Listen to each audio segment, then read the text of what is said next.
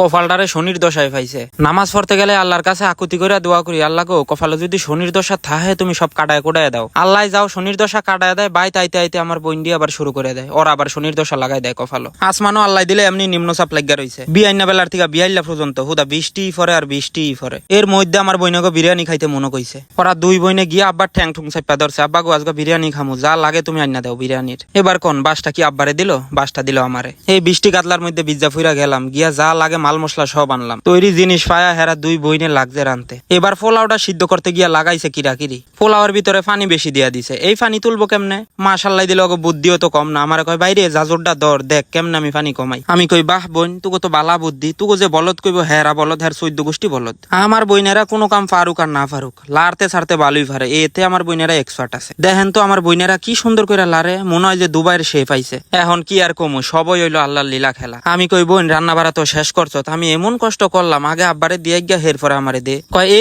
হেরে দিমু, আব্বারে কত কষ্ট করে রাজি করছি, অনে হ্যাঁ আগে খাওয়ান মারাইতে আইছে সরেনতে। বইনেরা যাই কোক অগো মনটা তো নরম, সবার আগে আমারই খাইতে দিছে। এবার আমারে কয় ভাই খায়া মেয়া রিভিউ দিস কেমন হইছে। এবার আমি খায়া কই মাশাআল্লাহ অনেক মজা হইছে। এই কথা হইন না দুই বইনে রিনা খানের মতন বেটকাইতাছে। আমি কই সর কানের গোড়াত বেটকাইছ না, খায়া লই।